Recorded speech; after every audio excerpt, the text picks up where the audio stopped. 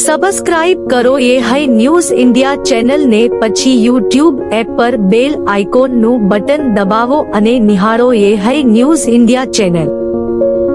Audio Jungle। નવા વર્ષ 2025ના પ્રથમ દિવસે જ બનાસકાંઠા જિલ્લાના બે ભાગ કરી વાવ થરાદ જિલ્લાને સત્તાવાર રીતે દરજ્જો આપવાની રાજ્ય સરકારની કેબિનેટ બેઠકમાં નિર્ણય કરવામાં આવ્યો છે। સરહદી વિસ્તારના વાસીઓ લાંબા સમયથી જેની આતુરતાપૂર્વક રાહ જોઈ રહ્યા હતા તે માંગનો અંતે અંત આવ્યો છે।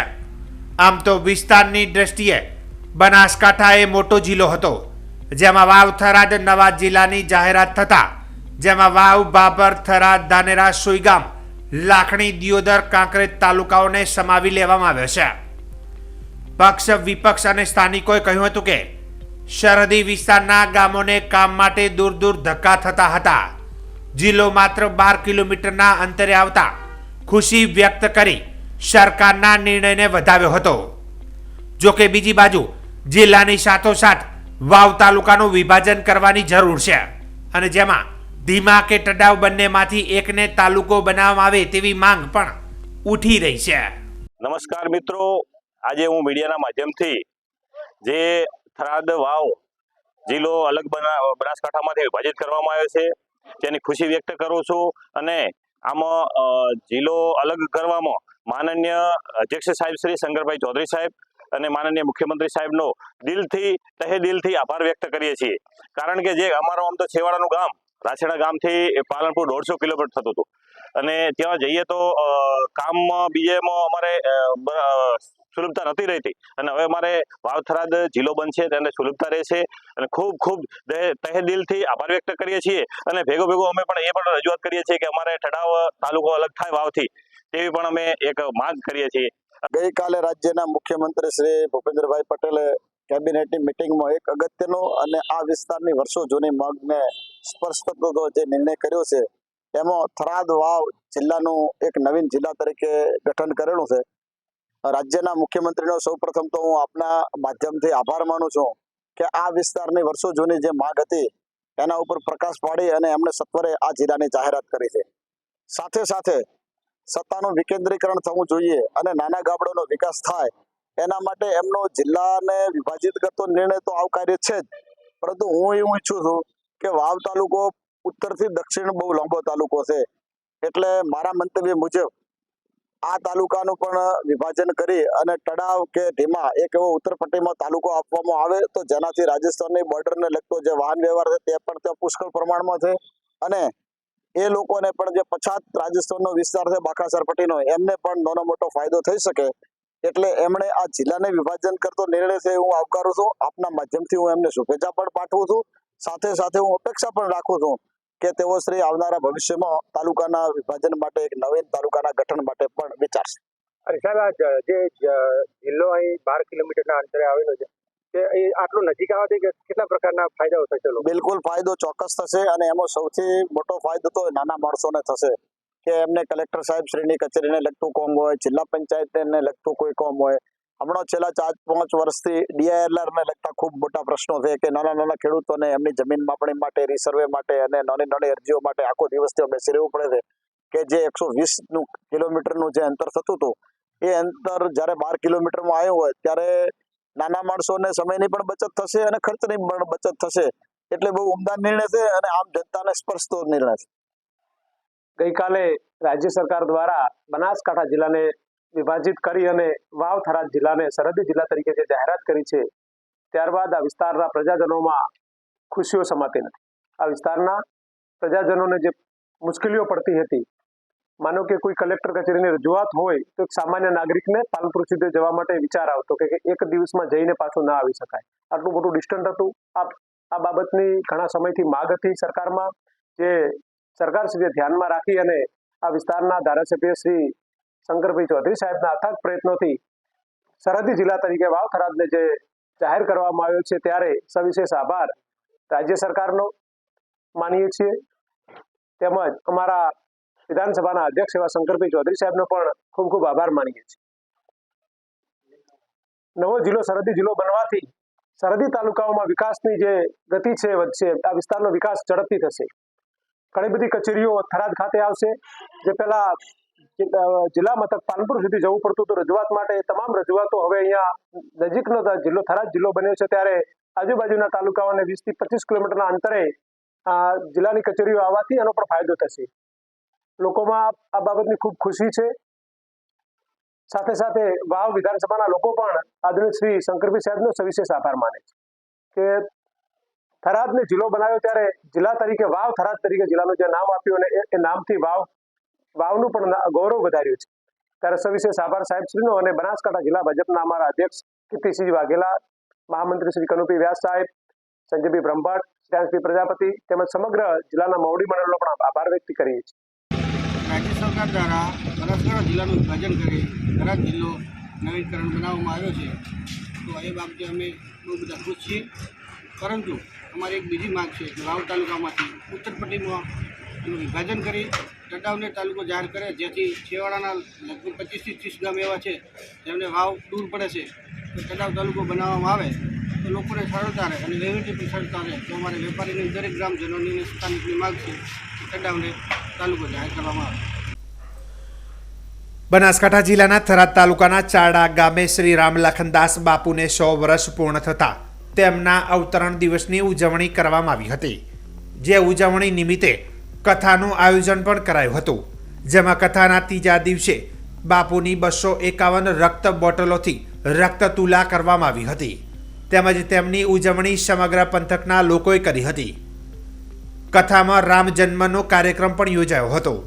તેમજ પરબતભાઈ પટેલ, જીવરાજભાઈ પટેલ, આંબાભાઈ સોલંકી, શૈલેષભાઈ પટેલ, હેમજીભાઈ પટેલ, પથુસિંહ રાજપૂત, રામભાઈ પરમાર, ગુલાબગીરી અતીત, વિક્રમસિંહ પિલુડા, ભરતભાઈ પ્રજાપતિ સહિત વિવિધ સમાજના આગેવાનો ઉપસ્થિત રહ્યા હતા.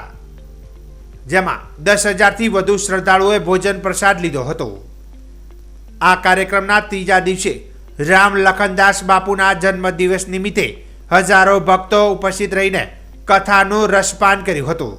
તેમજ થરાદની વિવિધ સંસ્થાઓના આગેવાનો, ભક્તો, સંતો દ્વારા રામ લખનદાસ બાપુનું સન્માન કરવામાં આવ્યું હતું. જેમાં 1400 કુંવાસીઓને ગ્લાસ, વાટકી, કાંસાની થાળી સાથેનું ભાણ ડીડી રાજપૂત દ્વારા આ કથામાં આપવામાં આવ્યું હતું. ગત રોજ કેબિનેટની મંજૂરી બાદ બનાસકાંઠાનું વિભાજન થતા વિરોધનો સૂર ઉઠ્યો છે. ધાનેરા, કાંકરેજ અને દિયોદરના આગેવાનો અને લોકો વિરોધ કરી રહ્યા છે. તો ધાનેરા તાલુકાને બનાસકાંઠામાં સમાવવાની માંગ સાથે ધાનેરાના પૂર્વ ધારાસભ્ય અને આગેવાનોએ રજૂઆત કરી છે. જો કે આમાં રાજકીય નેતાઓનું કદ વેતરાઈ જાય તેવી શક્યતાઓ પણ છે. ત્યારે ધાનેરા અને પાલનપુરના વ્યવહારો સાથે સાથે ધાનેરા પાલનપુરનું અંતર અને ધાનેરાના લોકોની માંગણીને લઈને વાવ થરાદમાં ધાનેરા ન જવું જોઈએ તેવો મત પ્રગટ થયો છે. જો કે વિભાજન કરી દેતા ધાનેરાને જે પ્રકારે વાવ થરાદમાં સમાવેશ કરવામાં આવ્યો છે અને તેને લઈને વિરોધનો સૂર ઉઠ્યો છે. સાથે સાથે આગેવાનો કે જો ધાનેરાને વાવ થરાદમાં સમાવેશ કરવામાં આવે તો આગામી સમયમાં આંદોલન થશે અને એ પણ સરકારે ન ધાર્યું હોય તેવું પરિણામ આવશે.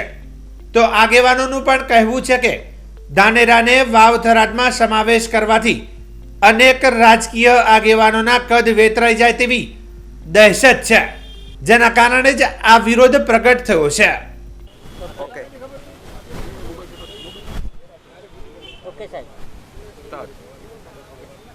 બનાસકાંઠા જિલ્લામાં વિભાજનનો ગઈકાલે જ્યારે કેબિનેટમાં નિર્ણય કર્યો તેવા જ મીડિયા મારફત અને માધ્યમ ટીવીના માધ્યમ મારફત સમાચાર મળ્યા કે ધાનેરા તાલુકાને બનાસકાંઠા જિલ્લામાંથી થરાદમાં મૂકવામાં આવ્યો છે.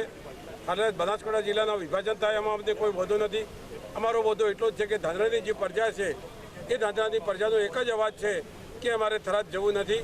અમારા માટે પાલનપુર અનુકૂળ છે. તો બનાસકાંઠા જિલ્લા સાથે અમને સંકેલવામાં આવે. પ્રજાને ખૂબ જ એના માટે જો નહીં કરવામાં આવે તો પ્રજા દુઃખી છે. એમનો ધંધાર્થે, વેપાર અર્થે બધી રીતે જોડાયેલી છે. એ બનાસકાંઠા જિલ્લા સાથે અને પાલનપુર સાથે સામાજિક રીતે પણ જોડાયેલી છે. તો સરકાર સાથે મારી વિનંતી છે કે તાત્કાલિક ધોરણે ફેરવિચારણા કરવી જોઈએ. ફેરવિચારણા કરી અને ધાનેરા તાલુકાને બનાસકાંઠામાં પાલનપુરમાં રાખવો જોઈએ એવી અમારી વિનંતી છે. સાથે સાથે પ્રજાને જો નહીં કરવામાં આવે તો પ્રજા રોડ ઉપર ઉતરશે, આંદોલન કરશે, બજાર બંધ કરશે.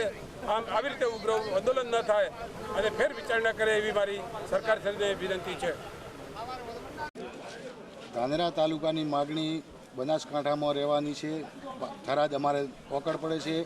અમારા રેશન કાર્ડ, ચૂંટણી કાર્ડ, આધાર કાર્ડ તમામ બનાસકાંઠાના છે. એટલે અમારે જે સરળ રસ્તો પડે છે બનાસકાંઠા ધાનેરા પાલનપુર પડે છે.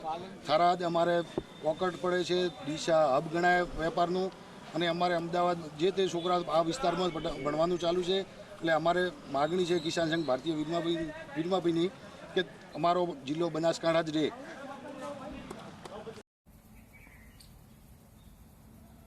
ગઈકાલે જે બનાસકાંઠાના જિલ્લાનું વિભાજન કરવાનો જે નિર્ણય ગુજરાત સરકારે લીધો છે એ ખૂબ વર્ષોથી બનાસકાંઠા જિલ્લાની ડિમાન્ડ હતી, જે ભૌગોલિક રીતે અને સંખ્યાની રીતે આખા રાજ્યમાં બંને જગ્યાએ જ્યારે મોટો હતો ત્યારે સમગ્ર બનાસકાંઠા જિલ્લાએ આની માગણી કરી હતી. અને એના ભાગરૂપે સરકારે જે કામ કર્યું છે એ બદલ સરકારનો આભાર પણ માનીએ અને અભિનંદન પણ આપીએ છીએ. પરંતુ સાથે સાથે મારા મત વિસ્તારમાં ગઈકાલે જ્યારથી જાહેર કર્યો ત્યારે સમગ્ર ધાનેરા તાલુકાને પાલનપુરની અંદર રહેવા માટેનો આગ્રહ હતો. અને છેલ્લા 1 મહિનાથી આ વાત ચાલતી હતી ત્યારે મેં પણ એ વિસ્તારના એક ધારાસભ્ય તરીકે મુખ્યમંત્રી સાહેબને રજૂઆત પણ કરી હતી કે સાહેબ ધાનેરાને અનુકૂળ પાલનપુર જિલ્લો છે તો પાલનપુર રાખવા માટેની માગણી પણ આપણે કરી હતી. અને સમગ્ર વિસ્તારની અંદરથી ગઈકાલથી જ્યારે જાહેરાત કરી ત્યારથી માંડીને સરપંચો, પંચાયતના ડેલિગેટો, સમાજસેવકો અને અસંખ્ય લોકોએ મને સતત ફોન કરીને કર્યા. ત્યારે હું ગઈકાલે પણ ગાંધીનગર હતો.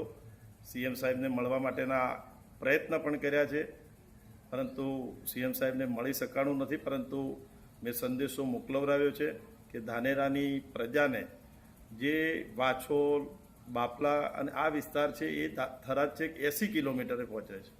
એટલે ખૂબ મોટું લાંબુ અંતર થઈ જાય છે જે ખિંમત સાઈડનો ભાગ છે એ વિસ્તાર માટે.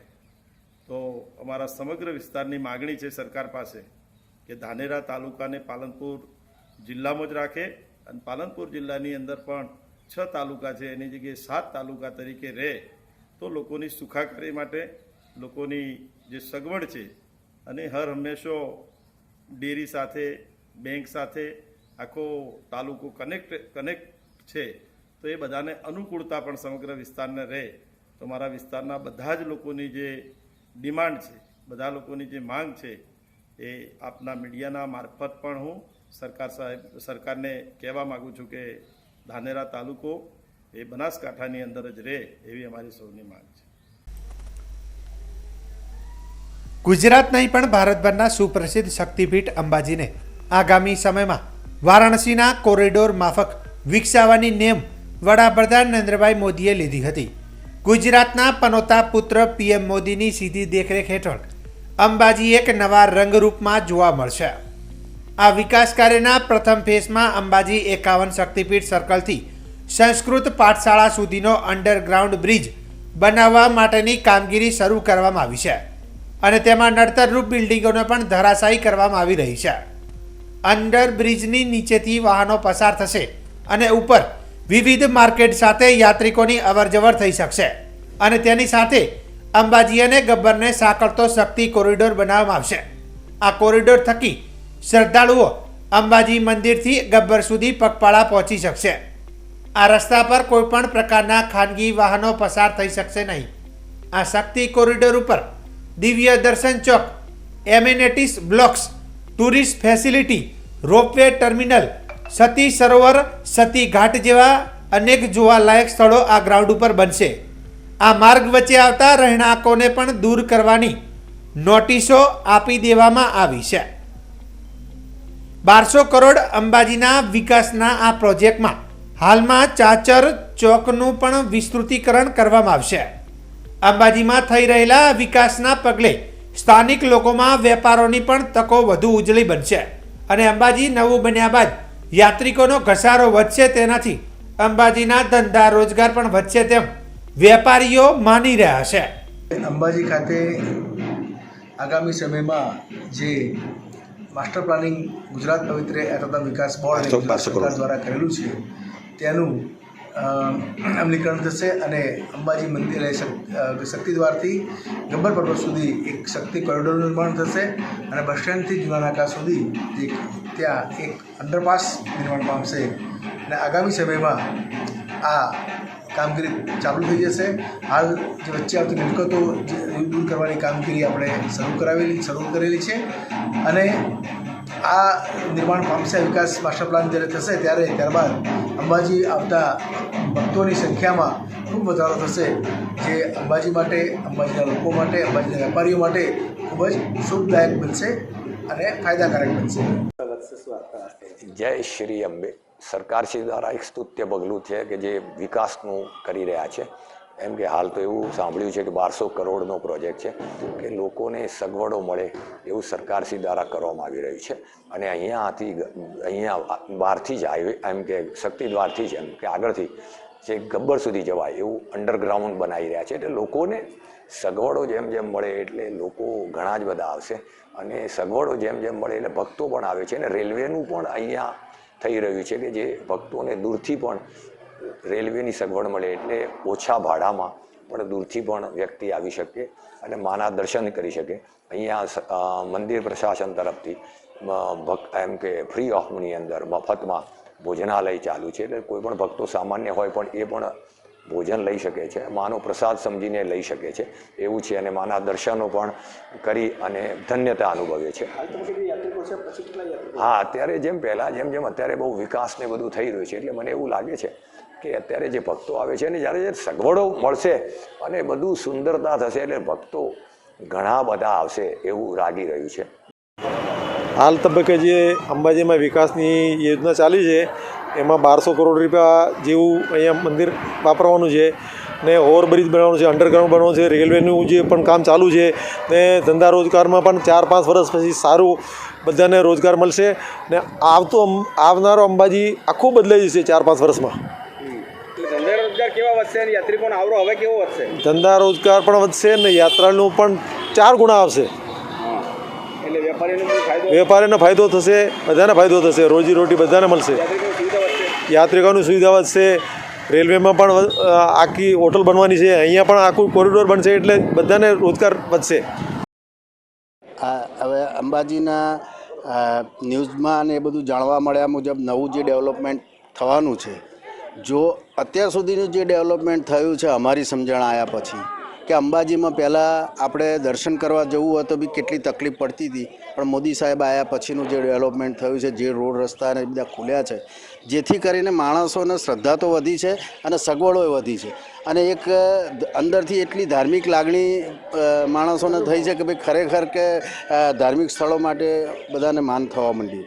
એટલે ગુજરાતના અંબાજી સિવાયના બી ધાર્મિક સ્થળોમાં મોદી સાહેબ આવ્યા પછી બધું ઘણું ડેવલપમેન્ટ થયું છે અને લોકો જે પહેલાં જે ભાવનાઓ હતી એના કરતાં અત્યારે લોકોની ભાવના એટલી બધી વધી ગઈ છે કે આપણા લોકલ માણસો સિવાય બહારના માણસો બી આ માટે એમને એટલી ધર્મ પ્રત્યે શ્રદ્ધા વધી છે અને એ લોકો વર્ષમાં એકાદ વખત આવું કે ભાઈ અમારે બી અંબાજીના દર્શન કરવા, સોમનાથના દર્શન કરવા, આવું દેશ વિદેશના માણસોને બી આટલી શ્રદ્ધા વધી છે. એટલે જેટલું વિકાસ થશે અથવા જેટલી આપણને સગવડો મળશે એટલી પબ્લિકને એના પ્રત્યેની શ્રદ્ધા વધશે અને માણસને એના માટેનું પેલું અભિગમ બદલાશે, એમ કે ચલો હેડો દર્શન કરી આવીએ એવો ભાવ પેદા થશે. દુનિયામાં ભારતીય કોફીની બોલબાલા જોવા મળી રહી છે. ચાલુ નાણાકીય વર્ષ દરમિયાન ભારતે કોફીના વૈશ્વિક નિકાસ બજારમાં પોતાની છાપ છોડી છે. ભારતીય કોફીની નિકાસે ઇતિહાસમાં પ્રથમ વખત $1 અબજ નિકાસનો આંકડો પાર કર્યો છે. ચાલુ નાણાકીય વર્ષ 2024માં એપ્રિલથી નવેમ્બર વચ્ચે ભારતની કોફીનું નિકાસ વધીને 29% વધીને $114.69 કરોડ થઈ છે, જે ગત વર્ષે સમાન સમયગાળામાં $80.38 કરોડ હતી. આ આંકડો વર્ષ 2011 કરતાં 2 ગણો વધારે છે. ગણતંત્ર દિવસની પરેડ નિહાળવા માટેની ટિકિટનું વેચાણ આજથી શરૂ કરવામાં આવ્યું છે. તે ઉપરાંત બીટિંગ ધ રિટ્રીટ સમારંભ માટે પણ ટિકિટ ખરીદી શકાશે. આ ટિકિટની કિંમત 20થી માંડીને 100 રૂપિયાની છે. બેટિંગ રિટ્રીટ સેરેમની જોવા માટે ટિકિટની કિંમત માત્ર 20 રૂપિયા છે અને ટિકિટ સેના ભવન, શાસ્ત્રી ભવન, જંતર મંતર, પ્રગતિ મેદાન તથા રાજીવ ચોક મેટ્રો સ્ટેશન ખાતેથી મળશે. તેમજ આમંત્રણ એપ દ્વારા ઓનલાઈન ટિકિટ પણ મળશે.